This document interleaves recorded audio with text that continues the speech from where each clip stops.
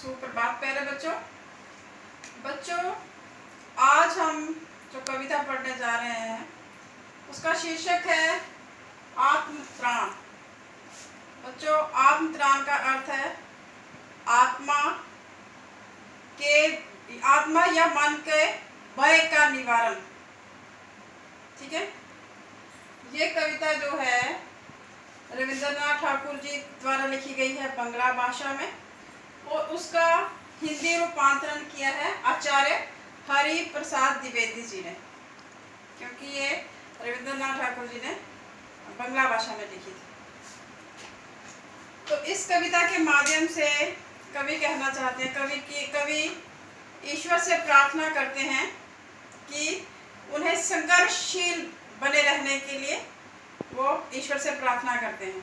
अक्सर क्या होता है बच्चों कि जब हम परेशान होते हैं तो हम उस परम पिता परमेश्वर से यही मांगते हैं कि हे प्रभु मेरे दुख दूर कीजिए, हे प्रभु मेरे कष्ट दूर कीजिए।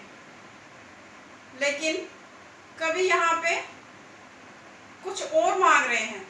कवि यहाँ पे ईश्वर से कह रहे हैं कि मुझे संघर्षशील बनाइए, मेरे दुख दूर मत कीजिए, मुझे इतनी शक्ति दीजिए कि मैं अपने दुखों से मुकाबला कर सकूं। तो देखते हैं कविता। पहला पैराग्राफ। विपदाओं से मुझे बचाओ, यह मेरी प्रार्थना नहीं। हे ईश्वर, विपदा होता है संकट, मुझे संकटों से बचाओ, मुझे कष्टों से बचाओ, ये मेरी बिल्कुल भी प्रार्थना नहीं है। हे प्रभु, केवल इतना हो करुणामय। करुणामय ईश्वर के लिए कहा गया है क्योंकि ईश्वर करुणा निदान होते हैं, हम दया के सागर होते हैं। इसलिए कवि कहते हैं केवल इतना दो, केवल इतना हो करुणा में, कभी न विपदा में पाऊं भय। मुझे ऐसा बनाओ, मुझे मेरा आत्म बल इतना बढ़ा दो, मुझे इतना शक्तिशाली बना दो कि मुझे विपदा में भी मुझे कभी डर न लगे। विपदा क्या होता है? संकट। संकट की घड़ी में भी मुझे कभी डर न लगे, भय न लगे। दुख ताप से व्यथित चित्त को न दो, सांत्वना नहीं सही।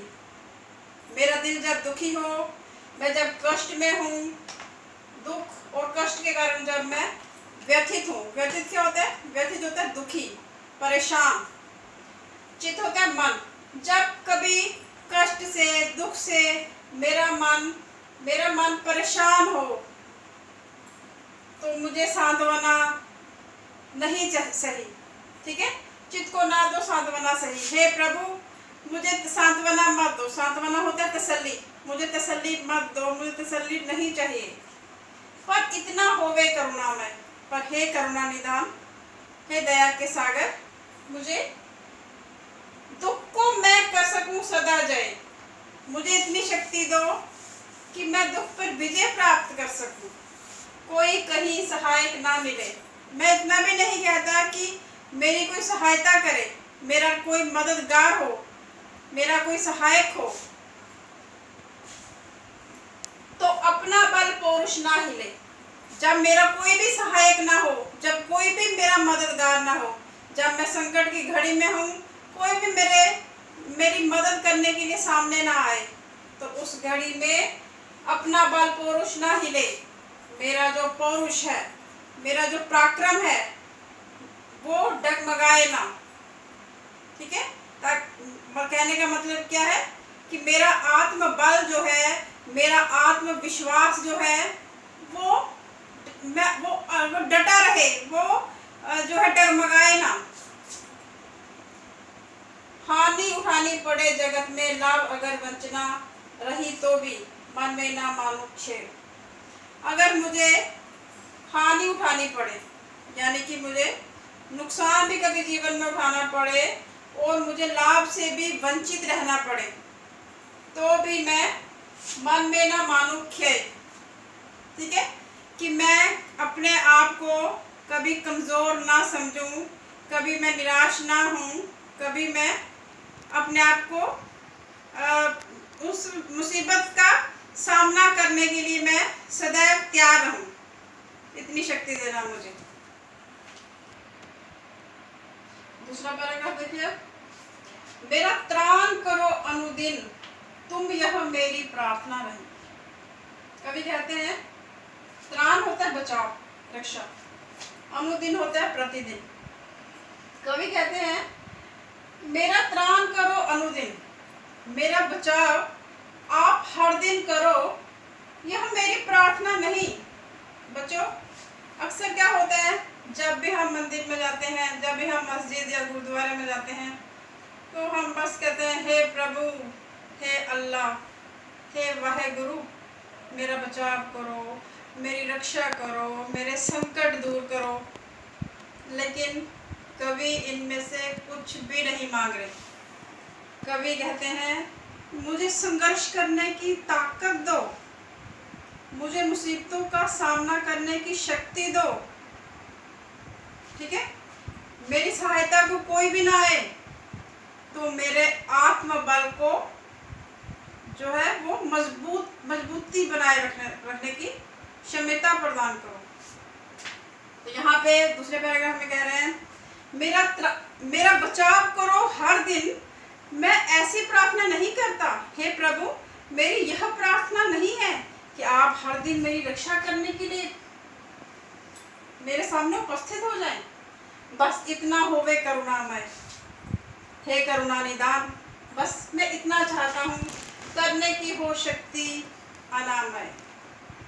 अनामय होता है रोग से रहित, स्वस्थ। हे प्रभु, मैं बस इतना चाहता हूँ कि मैं स्वस्थ रहूं, निरोग रहित रहूं, ताकि मैं इस संसार रूपी सागर को पार करने की शक्ति प्राप्त कर सकूं। मेरा भार अगर लघु करके ना दो सांत्वना नहीं सही। यहाँ पे भार का क्या अर्थ है?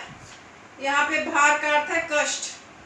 ठीक है, यहाँ पे वो वेट नहीं है, यहाँ पे है कष्ट। तो कवि कहते हैं कि मेरा भार अगर लघु करके ना दो सांत्वना नहीं सही, मेरा कष्ट कम करके मुझे तसल्ली, सांत्वना क्या होता है? तसल्ली। मेरा कष्ट कम करके मुझे तसल्ली ना दो नहीं सही। मैं नहीं चाहता कि आप मेरे दुख कम करो, आप मेरे कष्ट कम करो और मुझे तसल्ली दो, मुझे सांत्वना दो, मुझे सहानुभूति दो। मैं ये सब नहीं चाहता, केवल इतना रखना अनुनय वहन कर सकूं इसको निर्भय। मेरी तो बस इतनी प्रार्थना है, मेरी सिर्फ इतनी प्रार्थना है, हे प्रभु, वहन कर सकूं इसको निर्भय, कि मुझे इतनी शक्ति दो कि मैं सारे कष्टों को स्वयं सहन कर सकूं। ठीक है, वहन कर सकूं, खुद सहन कर सकूं मैं उनको, और निर्भय होकर सहन कर सकूं, यानी कि बिना डर के। नतशीर होकर सुख के दिन में, तब मुख पहचानो छिन छिन में।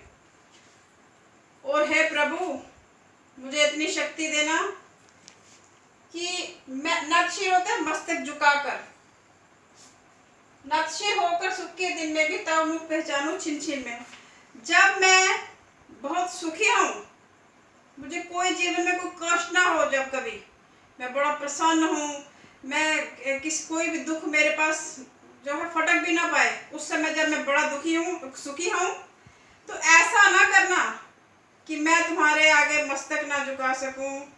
ऐसा होना चाहिए कि मुझे उस वक्त भी पल पल आपका चेहरा नजर आए, यानी कि सुख की घड़ी में भी मैं आपको भूल नहीं पाऊं। मुझे इतना आशीर्वाद दे दीजिए कि मैं सुख की घड़ी में भी आपको भुला ना पाऊं। बच्चों, अक्सर ऐसा होता है कि हम दुख में तो सुमिरन करते हैं, प्रभु का नाम लेते हैं, लेकिन सुख की घड़ी में हम एक घमंड में चूर हो जाते हैं, हम ईश्वर की सत्ता को भूल ही जाते हैं। तो यहाँ पे कवि रविंद्रनाथ ठाकुर जी कह रहे हैं कि हे प्रभु, जब मैं बहुत प्रसन्न हूँ जीवन में, बहुत खुशियाँ हों मेरे जीवन में, तो इतनी शक्ति ज़रूर देना मुझे, इतना आशीर्वाद मुझे ज़रूर दीजिए कि मैं आपको उस घड़ी में बुला ना पाऊँ, मुझे पल पल आपका चेहरा नज़र आए, मुझे आपका जो यानी कि मैं आपको भूल ना पाऊं खुशियों की घड़ी में भी। दुख रात्रि में करे वंचना मेरी, यानी कि दुख की रात्रि कहते हैं, दुख की रात। इसका मतलब है कि दुख के समय में करे वंचना मेरी, दुख के समय में भी अगर मेरे साथ वंचना होता है, छल धोखा, अगर दुख की घड़ी में मेरे साथ कोई धोखा करे, जिस दिन निखिल मही उस दिन ऐसा हो करुणा में। निखिल होता है संपूर्ण, मही संसार, कि जिस दिन मैं दुख की घड़ी में पूरा संसार मुझे धोखा दे दे, उस समय भी हे प्रभु मुझे इतनी प्रार्थना है, उस समय मुझे आप पर संदेह ना हो। बच्चों, अक्सर ऐसा होता है कि जब हमें सभी धोखा दे देते हैं और हम प्रभु के सेवक होते हैं, तो हमें बहुत बुरा लगता है जब हमें धोखा देते हैं लोग। हम कहते हैं कि मैं तो प्रभु का भगत था, मैंने तो इतनी पूजा पाठ करता था, मैं उसके बावजूद भी मुझे लोगों ने मेरे साथ छल किया, मेरे साथ कपट किया। ईश्वर है भी नहीं। तो जब हमारे मन में कुछ संदेह आते हैं, लेकिन कवि कहते हैं कि मेरी आपसे ये प्रार्थना है कि हे प्रभु मेरे मन में कभी ये संदेह ना आए कि मैं आप पे शंका करूं, मैं आप पर संदेह करूं। कभी ऐसी घड़ी मेरे जीवन में मत लाना। बेशक मुझे सारा संसार मुझे धोखा दे दे, दुख के समय में कोई भी मेरा सहयोग ना दे, मगर मुझे मेरा आपसे यही निवेदन है प्रभु कि मुझे आप पे संदेह ना हो कभी।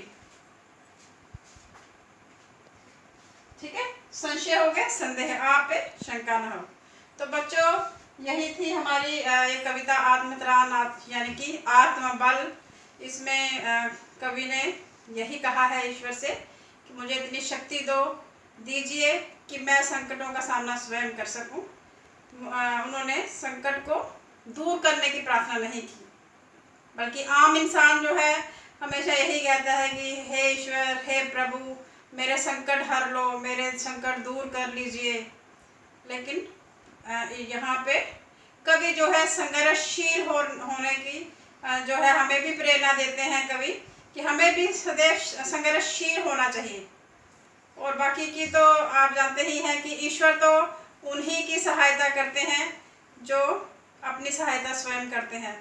तो बच्चों, हमें सदैव कर्मशील रहना चाहिए, कर्म करते रहना चाहिए, कर्म से मुंह नहीं मोड़ना चाहिए। तो संकट से घबराना नहीं चाहिए। और हम भी ईश्वर से यही प्रार्थना करते हैं कि ईश्वर जो है हमें भी स्वस्थ रखे, ताकि हम अपने सारे संकटों का जो है सामना कर सकें कवि की तरह। तो बच्चों, यही थी कविता का सार। तो अगर आपको इस कविता में कोई संदेह होगा तो आप मुझे संपर्क स्थापित कीजिए। मैं आपकी शंकाओं के निवारण हेतु सदैव तत्पर रहती हूँ। धन्यवाद बच्चों।